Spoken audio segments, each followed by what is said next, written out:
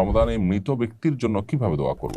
অনেকেই বলে রমজান মাসে নাকি মুর্দারা বাড়িতে আসে, এটা কতটুকু সত্য? স্বপ্নদোষ হলে কি রোজা ভেঙে যাবে? আমার দাদি অতি বৃদ্ধ এবং অসুস্থ, তিনি রোজা রাখতে পারেন না, করণীয় কি? রমজান রোজা রেখে হাত পায়ে নখ কাটা যাবে কিনা? রমজানে মৃত ব্যক্তির জন্য কিভাবে দোয়া করব? কোনো খতম বা এই ধরনের কিছু করা জায়েজ আছে কিনা? খুবই প্রাসঙ্গিক একটি প্রশ্ন করেছেন আমাদের এক বোন।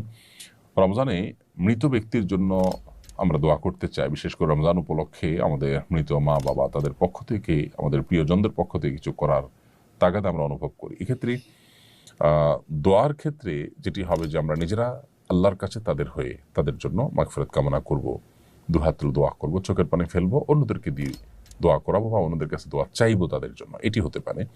দ্বিতীয়ত, তাদের তরফ থেকে আমরা দান সাদাকা করব। মৃত ব্যক্তির জন্য যে সমস্ত বিষয়গুলো করা যায়, তাদের পক্ষ থেকে উমরা করা যায়, হজ করা যায়, দান সাদাকা করা যায়, কোনো ব্যক্তিকে আপনার খাদ্য দেওয়া যায়, আল্লাহর কাছে দোয়া করা যায়। অনেকগুলো আমাদের মতে আপনি কোরআনে কারিমের তেলাওয়াত পড়ে যদি বলেন যে আল্লাহ এর সবটা আমি তাকে দিতে চাই, সেটা অনেকের মতে দেওয়া যায়। এই যে ব্যাপারগুলো যেগুলো মৃত ব্যক্তির তরফ থেকে করা যায়, সেগুলো আপনি করবেন। এর বাইরে খতম করার একটা প্রচলন আমাদের সমাজে আছে, যে রমজান উপলক্ষে আমাদের মৃত ব্যক্তির তরফ থেকে খতম করে। আসলে লোকজন ভাড়া এনে টাকা পয়সা দিয়ে খতম করালে সওয়াব তো হবেই না, বরং গুনাহ হবে। কারণ খতম কোরআনে কারিম তেলাওয়াত পড়ে শেষ করা বা তেলাওয়াত করা, এটা একটা ইবাদত, এটার বিনিময় দেওয়া এবং নেওয়া জায়েজ নাই, বিধায় এটা চলবে না। হ্যাঁ, আপনারা পরিবারের সদস্যরা কেউ কোনো অংশ তেলাওয়াত করলেন, করে এটার সওয়াব যেন আল্লাহ তাকে দেন সেই হিসাবে আপনি নিয়ত করলেন, বাস এটা হতে পারে। এবং আপনারা নিজেরা ভাগযোগ করে নিলেন, পুরো 30 পারা কোরআন নিজেরা ভাই বোন বা আত্মীয় স্বজনরা ভাগ করে নিলেন এবং সবাই যে যেটুকু পড়লেন এটার সব যেন আল্লাহ তাআলা তাকে পৌঁছে দেন, সেজন্য দোয়া করে। এটা হতে পারে অনেক ইমামদের মধ্যে, সেটির সুযোগ রয়েছে। রমজান রোজা রেখে হাত পায়ে নখ কাটা যাবে কিনা? জি ভাই, রমজান রোজা রেখে হাত পায়ে নখ কাটা যাবে, চুল কাটা যাবে, কোনো অসুবিধা নেই। আপনি সরিষার তেল অথবা অন্য কোনো প্রসাধনী, হালাল প্রসাধনী ইত্যাদি মাখতেও পারবেন, কোনো অসুবিধা নেই, এতে রোজা ভঙ্গ হবে না। আতর ব্যবহার করতে পারবেন, মেসওয়াক করতে পারবেন, এর ফলে রোজা ভঙ্গ হবে না। দিনের বেলা ঘুমানোর পরে স্বপ্নদোষ হলে কি রোজা ভেঙে যাবে? রোজাদার ব্যক্তি দিনের বেলা যদি তিনি ঘুমিয়ে পড়েন এবং দিনের বেলা যদি তার স্বপ্নদোষ হয়, তাহলে এর ফলে তার সিয়াম ভঙ্গ হবে না, তার রোজা ভঙ্গ হবে না, কারণ এটা তার হাতে নয়। তবে ইচ্ছাকৃত বীর্যপাত ঘটালে সেটি অবশ্যই রোজা ভঙ্গের কারণ হবে, স্ত্রী সবাসকৃত রোজা ভঙ্গের কারণ হবে, সেটি বলাই বাহুল্য। কিন্তু স্বপ্নদোষ হলে যদি বীর্যপাত হয়ও, তার ফলে তার রোজা ভাঙবে না, তবে গোসল ফরজ হবে, সেই হিসাবে তিনি গোসল করে নামাজ আদায় করবেন। ডায়াবেটিস পরীক্ষার সময় সামান্য রক্ত বের করা হয়, রোজা অবস্থায় ডায়াবেটিস পরীক্ষা করা যাবে কি না? ভাই আমিনুল ইসলাম, ডায়াবেটিস পরীক্ষার সময় সামান্য যে সুইয়ের অগ্রভাগে যে পরিমাণ পানি থাকে, ওই পরিমাণ রক্ত যে বের হয়, এর ফলশ্রুতিতে আপনার ওজু ভঙ্গ হবে না, যদি এটা গড়িয়ে পড়ার মতো অতটুকু না হয়। আর যদি বড় এক ফোঁটা হয়, যেটা আসলে গড়িয়ে পড়ার মতো হয়, তাহলে সেক্ষেত্রে রোজা ভঙ্গ হবে। আর রোজা অবস্থাতে এই টেস্ট করলে রোজার কোনো ক্ষতি হবে না, কারণ শরীর থেকে 1, 2, 4, 10 ফোঁটা 20 ফোঁটা এরকম রক্ত পড়লে রোজার কোনো ক্ষতি হয় না। যদি এত বেশি রক্ত পড়ে যার ফলে আসলে রোজাদার ব্যক্তির জন্য রোজা রাখাটা চ্যালেঞ্জিং হয়ে যায়, দুর্বল হয়ে যায়, তাহলে সেটা অ্যাভয়েড করতে শরীয়ত নির্দেশ করেছে, যদি সেটা অ্যাভয়েড করার মতো হয়। তবে আপনার 1 ফোঁটা 2 ফোঁটা রক্ত আপনি নিলেন, অথবা 1 সিরিঞ্জ রক্তই নিলেন বা 2-4 সিরিঞ্জ রক্ত নিলেন, যেটা আপনি ব্লাড টেস্ট ইত্যাদি করার জন্য, সেক্ষেত্রে এর কারণে রোজার কোনো ক্ষতি হবে না, রোজা রেখে এগুলো করা যাবে ইনশাআল্লাহ তাআলা। আমার দাদি অতি বৃদ্ধ এবং অসুস্থ, তিনি রোজা রাখতে পারেন না, করণীয় কি? বোন আমেনা, আপনার দাদি যিনি অতি বৃদ্ধ এবং বয়সাধিক্যের কারণে তিনি রোজা রাখতে পারেন না, এবং এরকম ব্যক্তি সুস্থ হয়ে আবার কখন রোজাগুলো রাখবেন সেই সম্ভাবনা একেবারেই ক্ষীণ, নেই বললেই চলে। এরকম ব্যক্তিদের জন্য শরিয়ার বিধান হলো ফিদিয়া দেওয়া। আল্লাহ রাব্বুল আলামিন কোরআনে হাকিমে বলেছেন, ওয়া'আলাল্লাযীনা ইউতিকুনাহু ফিদিয়াতু তা'আমু মিসকিন, যারা সিয়াম রাখতে শারীরিকভাবে অপারগ, তারা সিয়ামের পরিবর্তে ফিদিয়া দিয়ে দিবে। ফিদিয়া হলো যতগুলো রোজা তার ভাঙতি পড়বে, সেই রোজাগুলোর বিপরীতে একজন করে মিসকিনকে খাদ্য দিবে। সেক্ষেত্রে একজন মিসকিন দুবেলা খেতে পারেন সেরকম ব্যবস্থা করে দিবেন, এবং 30টা রোজার জন্য 30 জন মিসকিনকে দুবেলা খাবার দিয়ে দিবেন। শুধু যদি চাল কিনে দেন, তাহলে সেক্ষেত্রে আমরা যে ফিতরা দিয়ে থাকি, একটা রোজার জন্য একটা করে ফিতরা, 30টা রোজার জন্য 30টা ফিতরার সমপরিমাণ খাদ্য আপনি কোনো গরিবকে কিনে দিলেন।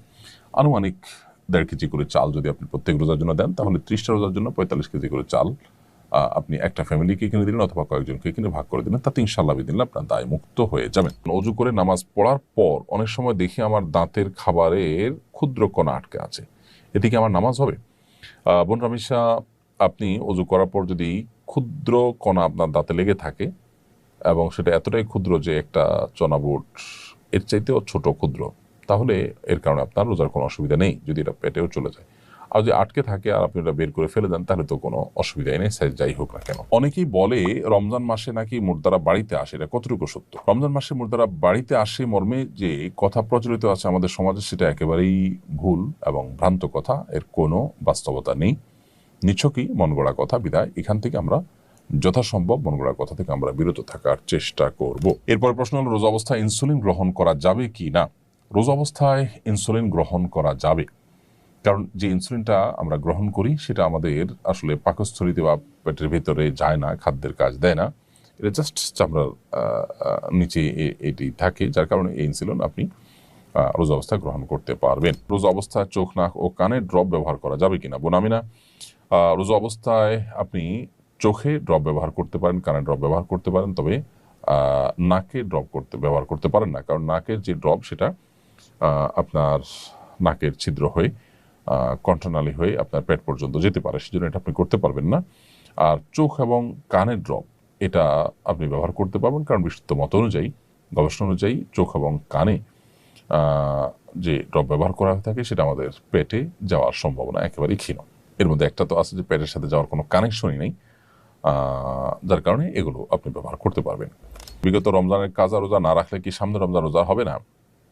বোন খাদিজা, এমন কোনো কথা নেই যে বিগত রমজানের কাজা রোজা না রাখলে রমজান রোজা হবে না। রমজান রোজা আপনি রেখে ফেলবেন এবং রমজানের পরপরই বিগত রমজানের যে কাজা রোজাগুলো রয়েছে সেগুলো দ্রুততার সাথে আপনি রেখে ফেলবেন।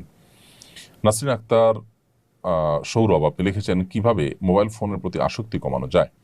বোন নাসরিন আক্তার, মোবাইল ফোনের প্রতি আসক্তি কমানোর জন্য নিজেকে নিয়ন্ত্রণ করা যদি কঠিন হয়, তাহলে সেক্ষেত্রে প্রয়োজনে স্মার্টফোন ছেড়ে বাটন ফোনে চলে আসতে হবে। কিছুদিনের জন্য যদি আপনি চেষ্টা করেন, অসম্ভব কোনো বিষয় নয়।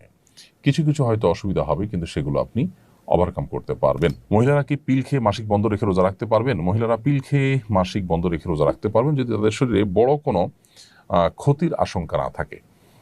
যদি বড় কোনো সাইড এফেক্ট হতে পারে এরকম মনে হয়, তাহলে সেক্ষেত্রে নিজের শরীরকে ক্ষতি করে, ধ্বংস করে আপনি এটা করতে পারেন না। আল্লাহ বলেছেন, ওয়ালা তুলকু বিআইদিকুম ইলা তাহলুকা, তোমরা নিজেদেরকে ধ্বংসের দিকে ঠেলে দিও না। বিধায় নিজেদের ক্ষতি করে এরকমটি করা উচিত হবে না। আর এমনিতে যদি ক্ষতির কোনো আশঙ্কা না থাকে তাহলে এটি করতে পারেন। সাহরি খেতে না পারলে কি রোজা হবে? সাহরি খেতে না পারলেও রোজা হবে। কোনো কারণে কেউ সাহরি খেতে পারলো না, তার মানে তিনি রোজা রাখবেন না, ব্যাপারটা কিন্তু তা নয়। অনেকে আছেন যে সাহরি খেতে না পারলে তিনি ভেঙে পড়েন যে কিভাবে রোজা রাখবেন। আসলে এতটা দুর্বল হওয়া, এতটা হীনমন্য হওয়া মুসলমানের সাজে না।